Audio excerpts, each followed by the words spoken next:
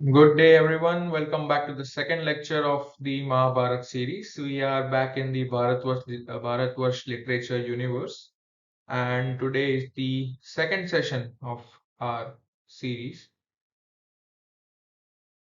And today we are going to revise some things from the last lecture, and we are going to understand what is the game today, to understand what the game was 5,000 years ago, how the conversations of Mahabharat started, followed by what was the decision that King Maharaj Bharat took during those times, and we're gonna have a quick review of the next session of what we are going to study. And we'll start with the revision. So the last lecture we saw how we are going to have a holistic understanding of Ramayana and how Krishna was the one who everyone threw their accountability on so that everybody would be free of that particular responsibility. And we committed that we are going to reach the right situation to reach to understand, to properly understand the Bhagavad Gita. And along with this, we also studied a little bit of game theory, and we realized how different combinations of player will be there, like how the player will be following a dharma and expecting the right incentive, and a combination of that in how that will give us our own judgment of characters. So all of this will be with respect to the samaj, the society that we call it, and that is how we are going to judge the games. Each individual player will have their own each individual identity. Hmm.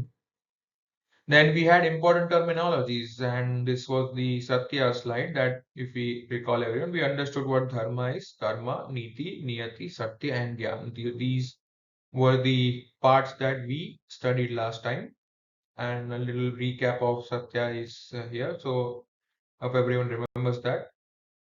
You can check out the last lecture if anyone wants to get a recap. So, let's start with today's lecture. What is the game today?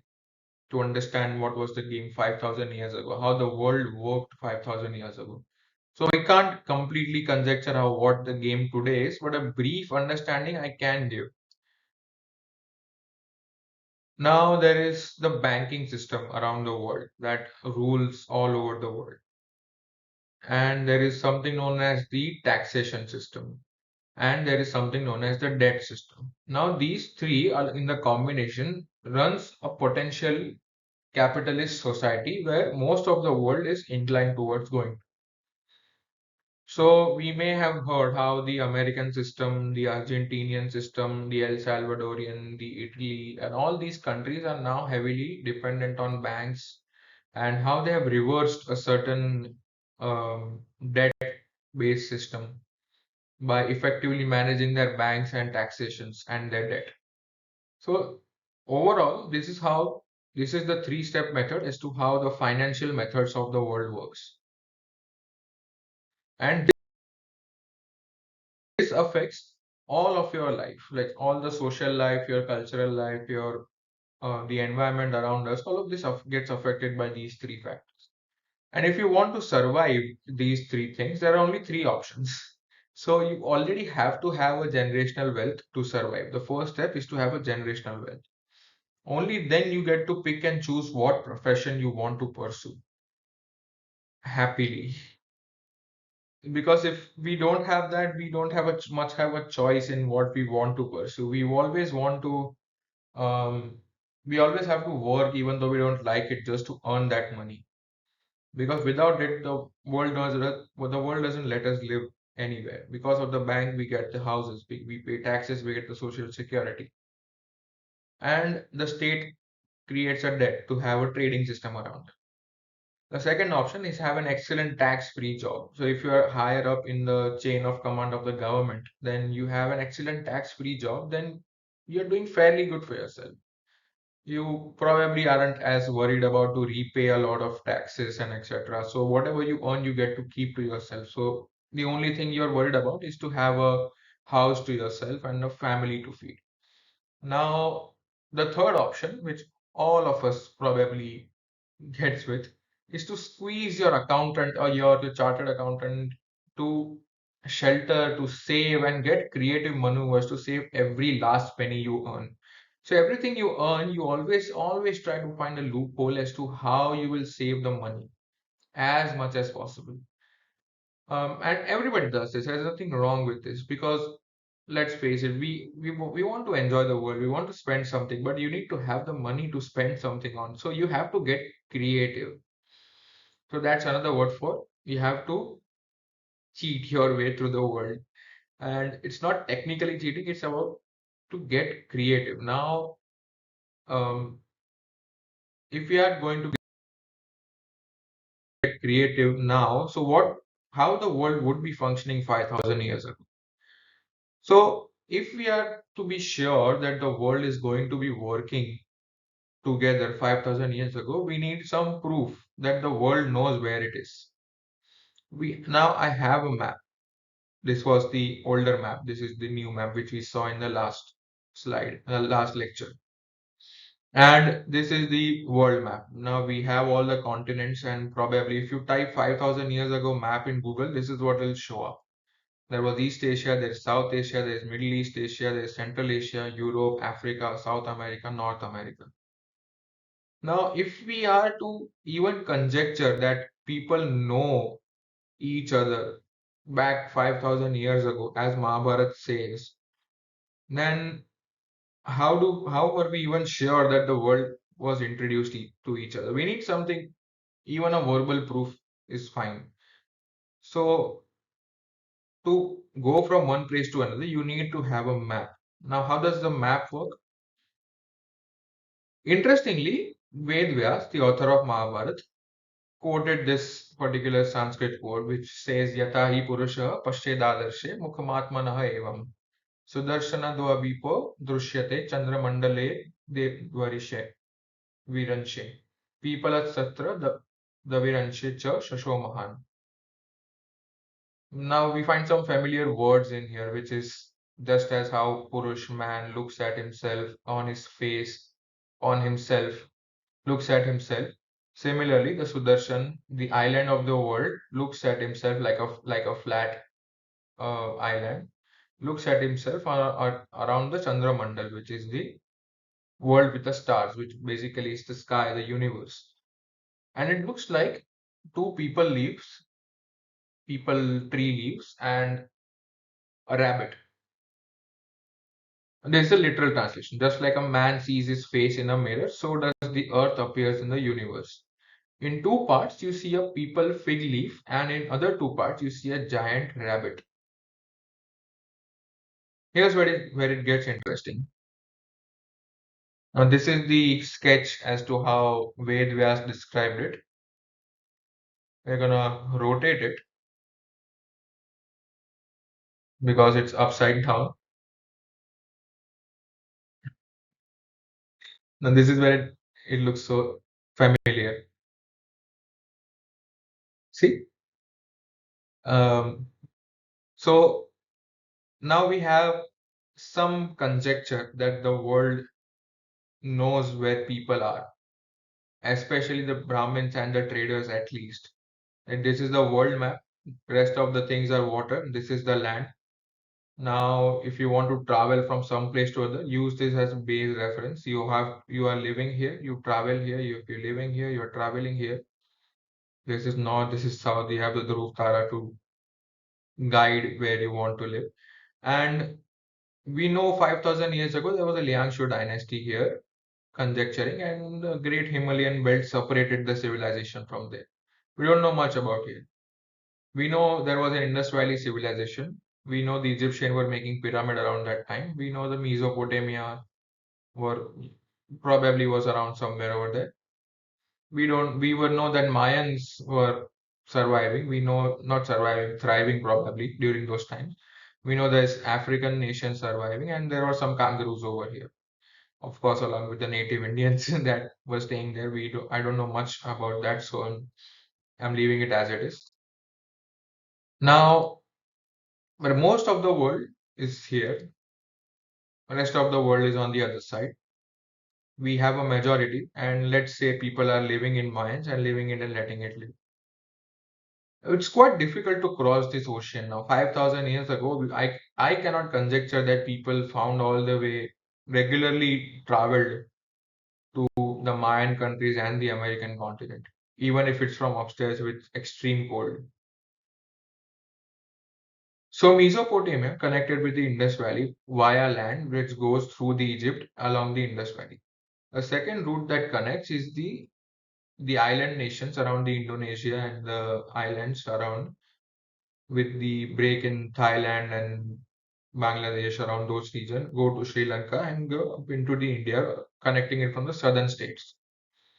Along the entire eastern African coast, all the way to Oman and Saudi, also connected to the Gujarat coast. This is all conjecture, of course. So this gives us a brief idea that the world connected at India. Now, if East African coast, if they want to connect with each other, they all end up at India. The island nations also end up along with Sri Lanka at the southern coast of India. And if Mesopotamian and Egyptian want, the traders from those regions want to connect to the southeast islands, then they also have to go through India. So India kind of becomes like a thoroughfare or a threshold. Now, this doesn't make India or Bharat suddenly all-time important Vishwaguru or immortal. It doesn't make it important, but you can't avoid the zone. That's something we can conjecture like very high possibility. We can't let India go without a trade. And no one can avoid a thoroughfare. You have to go through the passageway to reach to the other side. So all the necessary commodity happens around India, in and around India. People, if they tend to settle down, if they know people are always going to come from here, go from here, they might as well be here. Few people will might as well stay here, probably. And as people spent more time in this zone, they became adaptable and social life started to settle in. And it was a job of Brahmins that if civilization thrived here with much better climate, six types of climates in this one little region, then Brahmins probably guided the individual kings to settle down, get married, and live in a certain dharmic kind of way. So from present day Oman, Afghanistan, Pakistan to all the way to Himalayas and Brahmaputra, certain commonalities started prevailing and common gods were revered like Shiva and Shakti and and all those Vishnu, etc. So this became like a cover for us. The below everything this region is became started knowing as the Bharat region. I don't know about Oman, but the text says that from Himalayan belt to the Sindh region, Sapta Sindhu region to and everything that lies on south of that, it was the Bharat region. Now the game is that if we start to think that the realization of settling down has started in everyone, not just kings who live there and commands traders like go get me something from there. No, no, not that way. Everybody. Now everybody has a realization that we should start settling down, we should start farming. And we know that a Ramayana era was a pre-existing civilization that was present there. Symbolically, presence of Rama was welcoming of a civilization. So people already were settling down since the Ramayana era in a more socially structured way. So Ramayana, the Rama becomes the more representation of a civilized man. And I'm going to guide people. It is my responsibility as a king to be following Dharma. I am a more socially good man who will be guiding. So that was an era of Dharma and more responsibility on warriors to follow Dharma. Now, there's just one problem with this. If we have been traveling for so long and hunting, and this reality starts dawning that we are not going anywhere anymore, you guys don't have a job now. We are not going to travel now, we are going to grow our food here. We are not going to hunt anymore, we are experimenting with food grains. So warriors are like, what will we do now? We are not going to travel anymore. We are not going to hunt anymore. So that becomes like a territorial power. We'll protect our own territory now, which gives rise to basically princely states. So all of these traveling warriors suddenly are not suddenly, after a very brief transition, have just gone out of job. Now these are my own thoughts. There's no reading or anything involved. I'm just conjecturing. The second thing is trade. The basis of my conjecture is all the texts that I have read, that I have read in the Mahabharata, the lifestyle that they have lived, and this is all the decisions that people have said basically. So every Indian king, from Bharat to Dushyant to the activities that Drona gives, the conquest of Pandu, all of these people kept on saying that I am going on a conquest. But where? What is this Digvijay Yatra that every king starts in their own manner and come home full of riches? The Magad king does it. Every king who is initiated, they all do this. But who do they plunder from? So that is my basis of all of this conjecture. So when the trade starts, a certain community, a smaller and smaller community starts trading. They go outside, they go international in the international waters. Now we saw this how trade became more and more relevant previously. And this gives rise to something unique, as per my understanding, is the plunder economy. To understand plunder economy, we need to know how the social system works during those times. There were Maharajas or Maharanis during those times, which were emperor or empress. There were Rajas and Ranis, which were the kings. There were Brahmins, who were intellectuals, the Kshatriyas, who were warriors, traders, and Shudras, who were laborers, hard working, labor working men, blue collar jobs. Now, this is based on the hierarchy in the social hierarchy from top to bottom.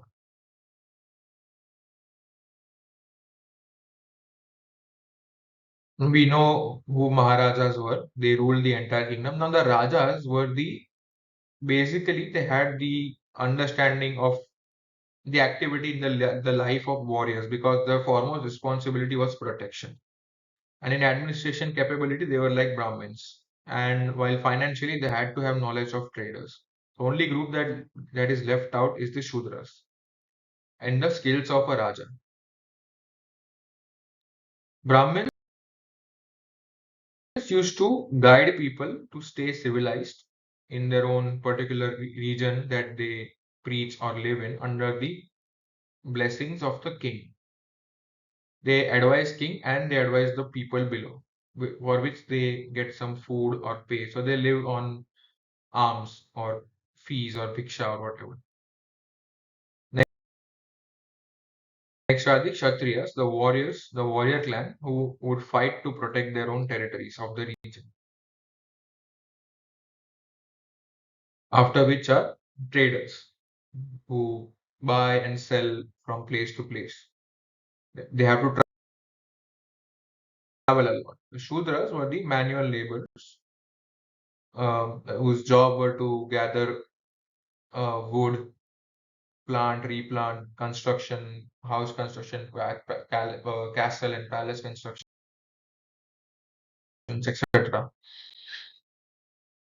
Now, in this list, there were Maharajas and there were Brahmins and there were Shudras, the emperors, the intellectuals, and laborers. Now, these people have their work cut out for them. No matter what happens, these three will not change their job. Nothing will happen to them with the change in time or in situation. The emperors will remain emperors, or if they are thrown away, there's a different thing. The position as an emperor is retained. Someone has to fill that void.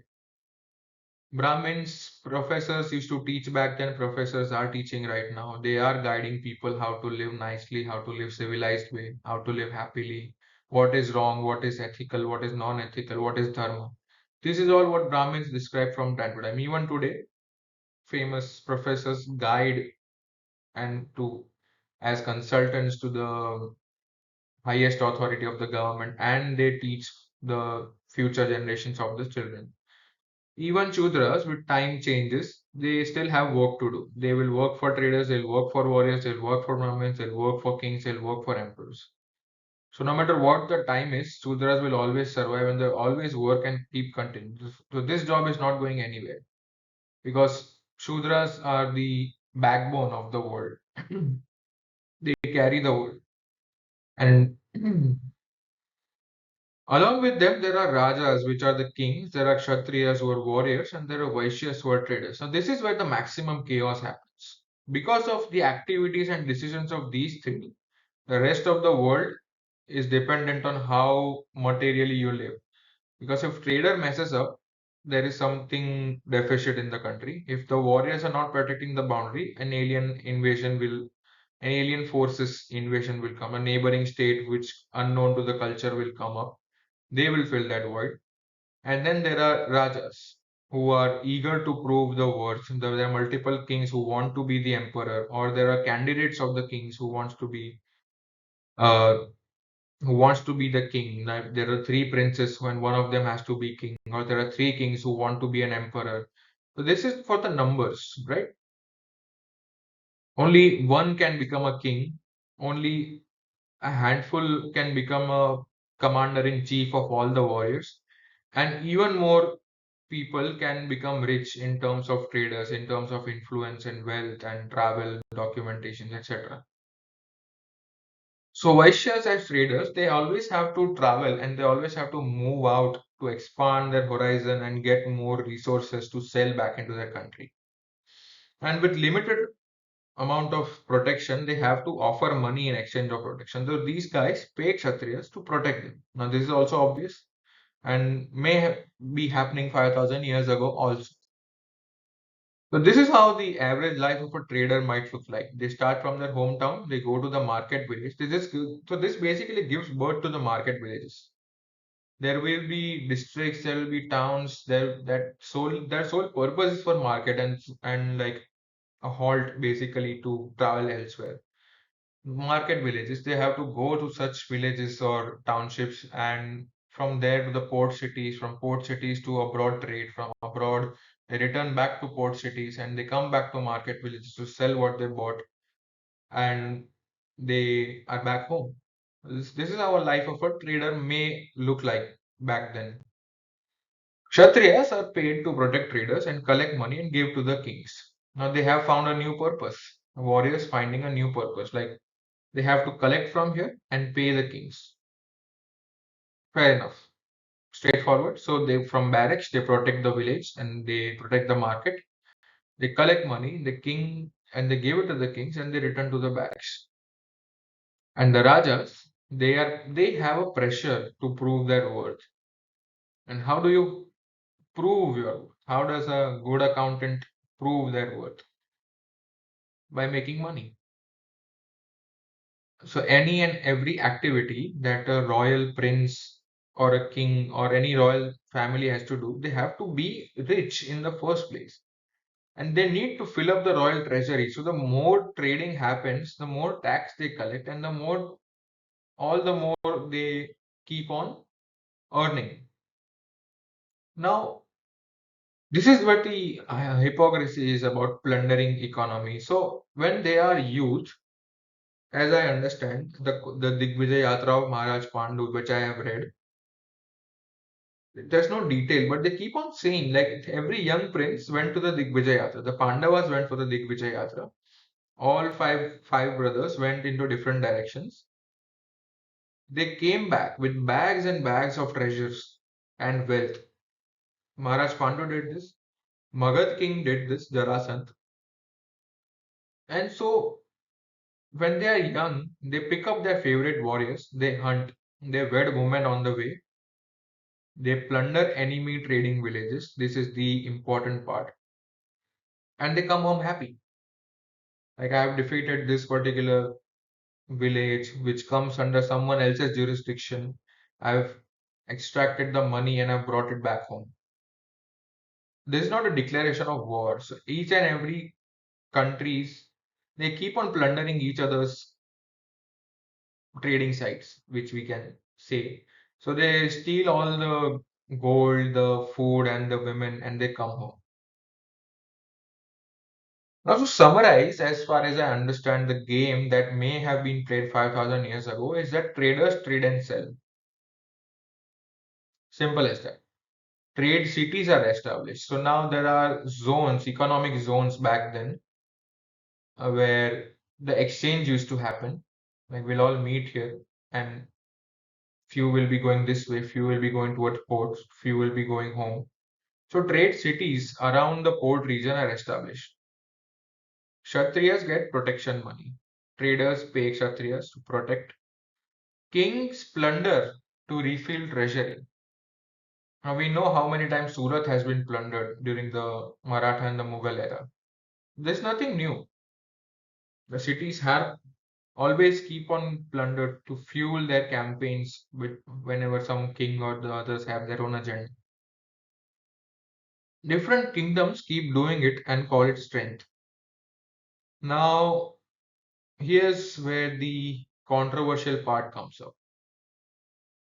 I choose to call it bad because the action itself is bad, the root itself is bad, and I can not find any other explanation for how their Digvijay Yatra means, which means you have to go and defeat someone, plunder their economy, and then come back. There is no other explanation. It's not like you're gonna go defeat their king and say hand over everything. Instead, you will be ruling them if you are a good king. And so, if everybody is doing it, then it is a law. Everybody does it. When everybody does it, it's not a crime anymore. It becomes dharma. It becomes dharma of the prince or the king to loot and bring it back. It's the duty of the king to fill the royal treasury. And in this process, if a warrior kidnaps women and succeeds by defeating other warriors, then he has the right to keep her. Another controversial part that I have read. This happened with Bhishma's conquest, the character that is coming up. This happened with Karna's marriage. It happened with Arjuna's marriage. And it is also mentioned that woman's wish was superior. Amba was kidnapped by Bhishma and she chose to tell him, I don't want to marry whomever you have brought me to marry. I want to go back home. I love someone else. And Bhishma completely accepted her condition. If you want to go, then fine. I'm so sorry.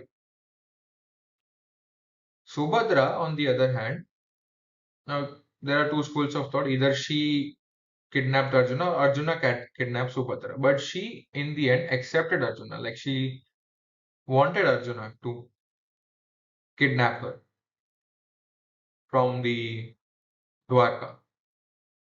And now these two are the examples as that woman's wish was superior. Now, I'm not saying every woman was lucky enough, but the prevailing sentiment was that if someone who is powerful enough to take the woman away and there is no man to protect her, then he is worthy enough to protect her. Mind you, this is not there is no involvement in any administrative justice. People are not going to courts for this, unlike Pakistan. Okay, so there is no judicial form involved in this.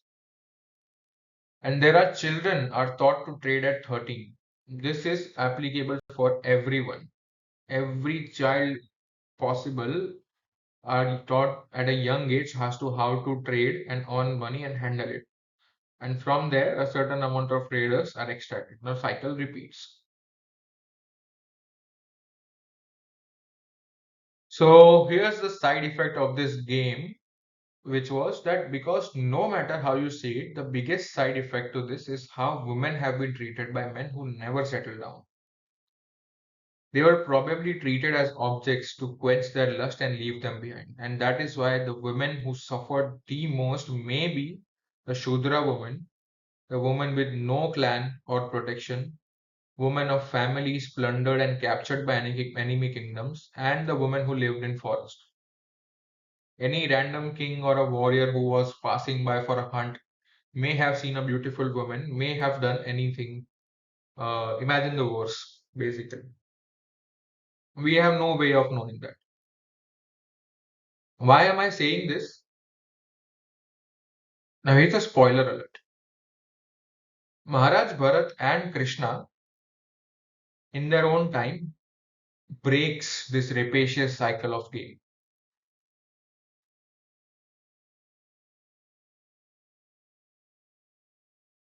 We're gonna, so to put it into words, this is something that I noticed by watching how Krishna is represented and Maharaj Bharat's decision. Krishna, we obviously will be studying his decisions across the time. And so the point is, both of these people broke their prevailing game and decided we are not going to play this game, and they created their own world. Maharaj Bharat is what we'll be studying now, and Krishna is will be studying in the future. So why am I saying all these things about women? Because in the entire history, all of the artworks that is possibly shown, I think women were the first time I was seeing it that women were comfortable mentally, physically, and socially to be around one man called Krishna.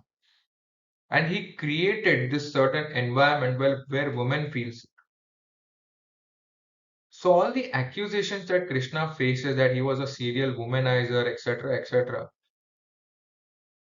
it does not make complete sense because the condition before it is that nobody even thought about women in the first place. So if Krishna is giving them a safe place to express themselves, to dance, to enjoy, to celebrate, to give a culture to the women, and I think it was breaking of the chains in the first place.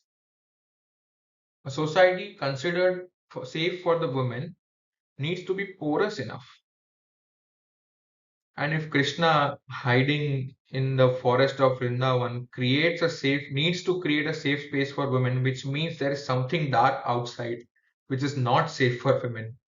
So this is why all this understanding of the game as to how rapacious the entire game was back then. The next part is how the conversation of Mahabharat started. Now we are starting with Mahabharat now to understand as to how the why even was it required to speak in the first place. And like every big story, this is also a conversation. The conversation starts with a certain intention, and it always includes lessons. And in this case, we have our very own Targaryens, which are Shantanu, Chitrangad, Dhritarashtra, Yudhishthir, Parikshit, Janmajeya. May have spoken this about in the last lecture.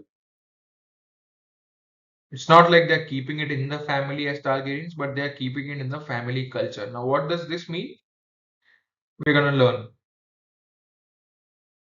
Janmajaya was enraged.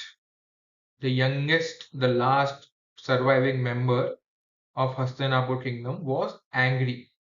The emotion was anger and blind rage that his father, King Parikshit, was killed by a snake. Now he had all the intentions and means to completely eradicate all the snakes in the entire world. How? I don't know completely, but they are saying is that he arranged for a yagya. He was so enraged that he decided to kill all the snakes. Now this somehow worked that these were people were chanting mantras and it brought out all the snakes and they started plunging into the fire to kill themselves. The author Sage Vyas and Sage Vaishampayan tried to convince him that this blind rage to eradicate an entire species is wrong. It's not right at all. What is the aim? This is where we establish aim in the first place. It's that if you want to find peace and understand dharma, you have to learn it from the ancestors who faced it before. Janmajeya is told that if you want to understand why you don't have to do this, what is dharma, and you need to learn from the ancestors, the story of your ancestors, the story of a necessary violence and battles fought in mind and body. Intention is to learn importance of peace through violence. Easy. If the world wants peace, the world leaders will keep on saying don't fight. It doesn't work that way. Sorry, it doesn't work. Someone comes up to tell me don't fight, I'll first thing I'll do is fight. It's the same with kids. Don't do this, they'll go and do it. Mahabharat is understanding non-violence through necessary and more importantly, precise violence. When to get angry, when to fight, when to be that person. Until then, why it is important to be non-violent? What happens when you are non-violent? Now, there is something interesting that starts from that even B.R. Chopra, the person who represented Mahabharat on an entertainment series, even he has stated in the King Bharat as the introduction character. Now, in the frame is the painting of Maharaj Dushyant and Shakuntala. Shakuntala is a famous play also written by Kalidasa. Famously, you may have watched Shakespeare as the Western Kalidasa. And Shakuntala was a daughter of Saptarishi Vishwamitra and Apsara Menaka, which means powerful parents living humbly. She is no ordinary woman, and he is no ordinary prince. Now he came out to hunt and fell in love with the girl, proposed a Gandharva marriage. Now we will be studying it in depth in separate session, but for Mahabharat's sake, we are going to jump through the hoops. For Gandharva marriage, there are various types of marriage. It requires a consent of wedding without rituals. If both of them consents, then it's fine. Now he left behind a proof that keep this ring with you to identify and come back to me in the kingdom. She gives birth to Raja Maharaj Bharat, and he is known to be a highly powerful character. Now he subdued lions when he was kid. That's how powerful he is. You can see how he has tied up tigers. He's sitting on a lion and he's beating up lioness while holding their cub. This is how Bharat is represented. He tamed an entire forest in his childhood. That's how powerful Bharat was. He was the prince of Hastinapur, was living in far away in the forest. Now Shakuntala in the original story gets a curse that she will not identify that her husband will not identify her due to a certain curse, and she has to suffer a little bit when she takes Bharat back to his father, and ultimately there's a happy ending that Dushyant identifies her own son, and when she presents the ring and she reminds what all he did, and the song that he sung for her, she sings it back to him, etc. All of those love stories that happen, and Dushyant finally accepts them both, and there was peace and happiness, and Bharat was no ordinary kid also. So much so that he became an emperor. He was completely the right choice. And King Bharat accomplished everything, and now he is an emperor. The subjects are happy. He has 9 sons. The 10th one is how the controversy is how the game, the how did he break the game? When I mentioned Targaryens earlier,